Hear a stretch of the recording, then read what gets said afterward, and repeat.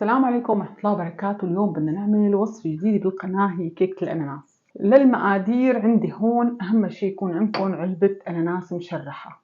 عندي هون كاسة ونص طحين، بدي أضيف فوقهم معلقتين نشا، كاسة سكر على الكيكة، 3/4 الكاسة حليب، 3/4 الكاسة زيت، معلقة ونص بيكنج باودر، معلقة كبيرة فانيليا، معلقة ونص كبار بيكنج باودر، 4 بيض. هذا السكر والزبدة للكرملة، بدنا نكرمل سكر. هي في عنا بقاعدة هاي الكيكة لازم يكون سكر مكرمل. عندي هذا القالب شايفين بطنته بورق الزبدة. رح علق الفرن على درجة حرارة 170 من فوق ومن تحت، بس بدي ادخله على الفرن بعلقه بس من تحت. اول شي رح اعمله هو اني بدي اضيف فوق الطحين معلقتين نشا. بسم الله، هاي اول وحدة وهاي المعلقة الثانية، ورح اضيف معلقة ونص بيكنج باودر. هدول بدنا نخلهم فوق الطحين مباشرة. وانا عندي هون شرايح الاناناس، بدي استخدم ميتها، يعني مية اللي فيها مية الاناناس انا بدي اياها، ما بدي كبها. بناخذ الشرايح بنحطهم بس في القالب، المي بنستخدمها.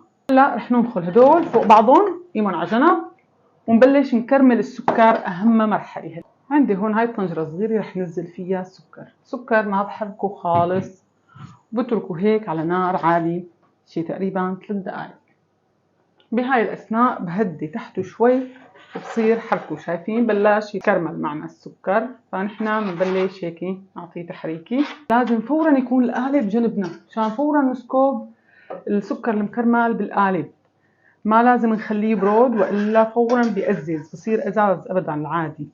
فنحن مباشرة هدينا الغاز هلا تحته للنص تقريبا، بنصير ندوب السكر. ما تخافوا بدوب، ما بصير له شيء. بهذا الوقت نزل الزبدة. بسم الله الرحمن الرحيم. بنقلب، طبعا بنكون تأكدنا انه السكر دايب. الزبدة بتعطي السكر المكرمل نكهة كثير طيبة. هلا انا طفيت الغاز وعلى الحرارة بس عم اقلب. هلا بسم الله الرحمن الرحيم. هون بنفس القالب انا بدي صب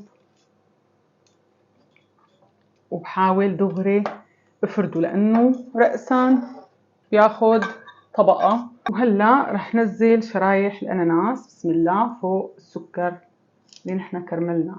بفضل ينعمل بقالب مسكر لانه بس سخن السكر رح يعملكم مشكلة بالفرن، رح تخرب الدنيا وتكونوا بكيكة تصيروا بتعزيل. يعني ما بنصحكم، ملو بقالب هيك مثل الصينية، بريكس، اي شيء عندكم بيفي بالغرض.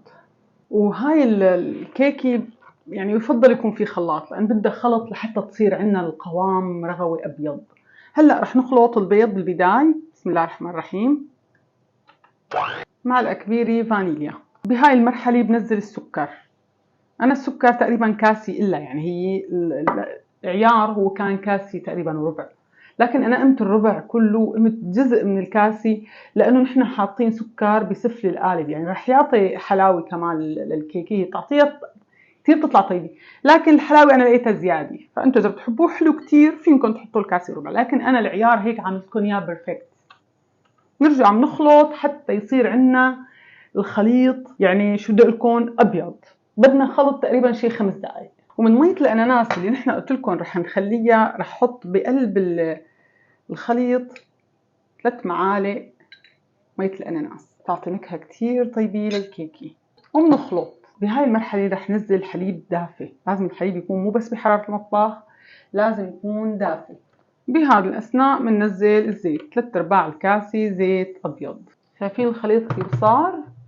هلا بننزل الطحين. أنا الطحين خلطت كل المواد الجافة مع بعضها بالطحين، والفرن مثل ما قلت لكم علقته على درجة حرارة 170 من فوق ومن تحت. هلا رح خليه عالق بس من تحت. للأسف صبيت الخليط فوق الأناناس بدون ما انتبه إني أنا ماني كابسة زر التشغيل. نستودع القالب بالفرن تقريبا لمدة 35 دقيقة، بعدين نفقده بس من تحت، فهو لما بده يستوى مزبوط رح يبين علينا إنه يشوى حتى من فوق. هلا نستودعه بالفرن ونشوفكم المرحلة اللي بعدها. وهيك صارت الكيكة عنا جاهزة مثل ما شايفين. هلا من هاي عصير الأناناس بنسقيها، تعطيها نكهة كتير طيبة وبتعطيها رغافة حلوة.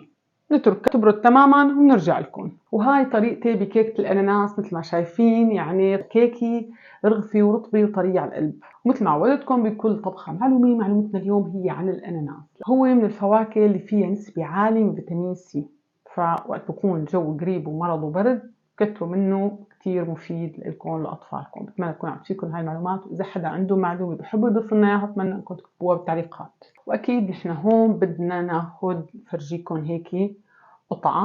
يا سلام، شايفين الرغافة؟ يا عين أنا بعشق هاي الكيكات. أنا بحب على فكرة كيكة الرطبة، هاي الكيكات هيك الرطبة بعشقها. يا عين، لحظة لحظة بدها هدوء. بسم الله. يا سلام، بصم بصم بصم بصم. يا عين، شي فاخر الآخر. بسم الله.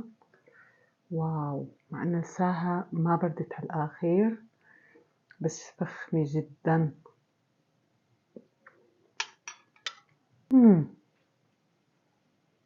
مين ولا غلطة ولا غلطة. شوفوا تكون هيك، شوفي هيك من هون، يا رب يكون الشغل كله واضح عليكم. شوفوا كيكي فخامة.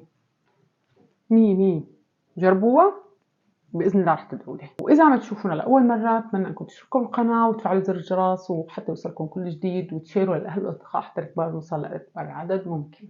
وجربوا طريقتي وإن شاء الله بتعجبكم. وعاد وصفاتي ما بتعرفوا ولا تجربوها إن شاء الله، يا رب جربوها تنال إعجابكم. نال نحن والأهل بالرحمة، والسلام عليكم ورحمة الله وبركاته.